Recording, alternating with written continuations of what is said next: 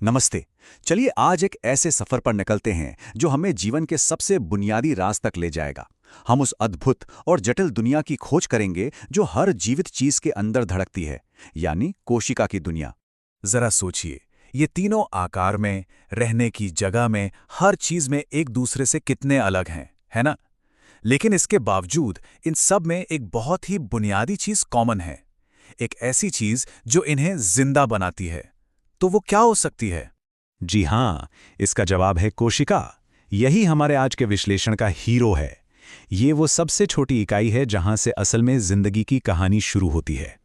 तो ठीक है, चलिए अब इसमें और गहराई से उतरते हैं और देखते हैं कि ये सब आखिर काम कैसे करता है। तो ये रहा हमारे आज के सफर का रोड मैप। हम जीवन के मूल सिद्धांतों से शुरू करेंगे, फिर अलग अलग तरह की कोशिकाओं को जानेंगे, उनके अंदर मौजूद फैक्ट्री का एक टूर करेंगे और आखिर में समझेंगे कि हमारी जेनेटिक जानकारी कैसे काम करती है और आगे बढ़ती है। इससे पहले कि हम कोशिका के अंदर की उस हलचल भरी दुनिया में झांकें, चलिए पहले उन बुनियादी नियमों को समझ लेते हैं जो हर जीवित चीज पर लागू होते हैं।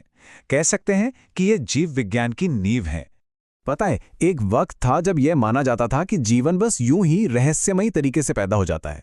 लेकिन फिर एक क्रांतिकारी सोच सामने आई, कोशिका सिद्धांत।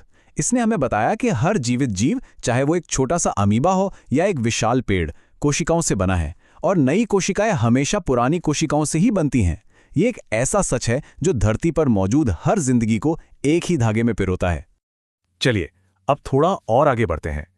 प्रकृति ने जीवन को बनाने के लिए मोटे तौर पर दो अलग अलग तरह के डिजाइन अपनाए हैं। तो आइए अब इन दो तरह की कोशिकाओं के बीच का फर्क समझते हैं। अब इस स्लाइड में जो बात वाकई में बहुत दिलचस्प है वो है जटिलता का स्तर।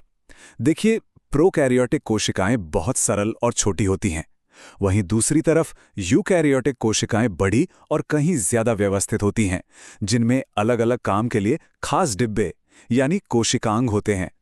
हमारा आज का टूर इसी ज्यादा जटिल यानी यूकैरियोटिक कोशिका पर ही फोकस करेगा। जरा एक यूकैरियोटिक कोशिका की कल्पना एक बहुत व्यस्त शहर या एक बड़ी फैक्ट्री की तरह कीजिए। इसके अंदर कई छोटे छोटे अंग होते हैं जिन्हें हम कोशिकांग कहते हैं, और हर एक का अपना एक खास काम होता है जो मिलकर कोशिका को जिंदा रखता है। और देखिए, यह कितना शानदार तरीके से दिखाता है कि एक कोशिका बिल्कुल एक छोटे से चलते फिरते शहर की तरह है।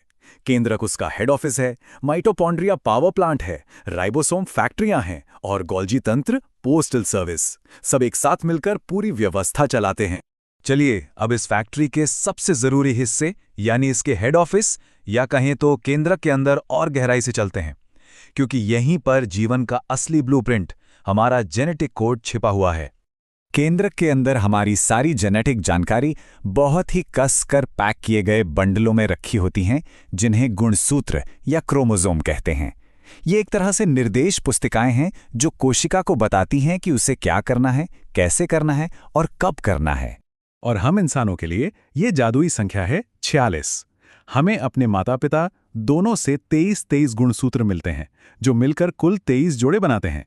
अब अगर हम एक गुणसूत्र को खोलकर देखें तो हमें उसका मुख्य घटक मिलता है, डीएनए यानी डीऑक्सीराइबोन्यूक्लिक एसिड। इसकी ये जो मशहूर घुमावदार सीढ़ी जैसी संरचना है जिसे डबल हेलिक्स कहते हैं, उसकी खोज 1953 में वॉटसन और क्रिक ने की थी। ये जो इतना जटिल दिखने वाला मॉलिक्यूल है ना, वो असल में सिर्फ 3 सरल हिस्सों के बार बार दोहराने से बनता है, एक शुगर, एक फॉस्फेट और एक बेस। ये बेस 4 तरह के होते हैं, ए, टी, सी और जी, और इन्हीं बेसिस का जो क्रम होता है वही हमारा जेनेटिक कोड बनाता है। और ये सब एक बहुत ही सरल और खूबसूरत नियम से काम करता है। एडेनिन यानी ए हमेशा थाइमिन यानी टी के साथ जुड़ता है और साइटोसिन यानी सी हमेशा ग्वानिन यानी जी के साथ। ये एक ताले चाबी जैसा सिस्टम है और यही नियम डीएनए को खुद की एकदम सटीक कॉपी बनाने की ताकत देता है। तो सवाल यह है कि ये अद्भुत ब्लूप्रिंट एक पीढ़ी से दूसरी पीढ़ी तक पहुंचता कैसे है? इसका जवाब कोशिका विभाजन की प्रक्रिया में छिपा है, जिसके जरिए कोशिकाएं अपनी जेनेटिक विरासत को आगे बढ़ाती हैं। इसे ऐसे समझिए, माइटोसिस एक फोटोकॉपी मशीन की तरह है। ये शरीर की मरम्मत और विकास के लिए एकदम एक जैसी कॉपीज बनाता है। वहीं दूसरी ओर मियोसिस एक मिक्सर की तरह है। ये अगली पीढ़ी के लिए जेनेटिक जानकारी को आपस में मिलाता है, जिससे हर कोई एक दूसरे से अलग और अनोखा बनता है। तो एक है स्थिरता के लिए और दूसरा है विविधता के लिए। और विरासत के इन नियमों को समझने का हमारा सफर एक साधु ग्रेगर मेंडल के साथ शुरू होता है। अपने बगीचे में मटर के पौधों पर काम करते हुए उन्होंने पहली बार ये उजागर किया कि गुण माता-पिता से बच्चों में कैसे जाते हैं। उनका काम ही जेनेटिक्स के पूरे क्षेत्र की नींव बना। इसी वजह से हम समझ पाते हैं कि क्यों किसी की आंखें अपनी मां जैसी हैं या बाल अपने पिता जैसे। तो मेंडल ने हमें दिखाया कि विरासत कितनी व्यवस्थित हो सकती है, लेकिन ये ब्लूप्रिंट जो एक पीढ़ी से दूसरी पीढ़ी तक जाता है, हमेशा एकदम सटीक नहीं होता। कभी-कभी इस नाजुक कोड में कोई बदलाव आ जाता है। तब क्या होता है? डीएनए के क्रम में किसी भी तरह के बदलाव को उत्परिवर्तन कहते हैं। आप इसे जेनेटिक कोड में एक टाइपिंग मिस्टेक की तरह समझ सकते हैं। वैसे तो कई उत्परिवर्तन बेअसर होते हैं, लेकिन कुछ के बहुत महत्वपूर्ण प्रभाव हो सकते हैं, अच्छे भी और बुरे भी। जब डीएनए की नकल करने की ये सटीक प्रक्रिया गलत हो जाती है, तो उस ब्लूप्रिंट में दरारें आ सकती हैं, और ये छोटे-छोटे बदलाव, जिन्हें हम उत्परिवर्तन कहते हैं, हमारे स्वास्थ्य और विकास पर गहरा असर डाल सकते हैं, जिससे कई तरह की जेनेटिक स्थितियां पैदा हो सकती हैं। तो हमने कोशिका के अंदर अपना सफर पूरा कर लिया, जीवन के बुनियादी निर्माण खंडों से लेकर उस जटिल कोड तक जो हमें हम बनाता है। लेकिन ये हमें एक बहुत गहरे सवाल पर लाकर छोड़ देता है। हमारा डीएनए हमारी कहानी को कहाँ तक परिभाषित करता है, और हमारे अनुभव और माहौल की इसमें क्या भूमिका है?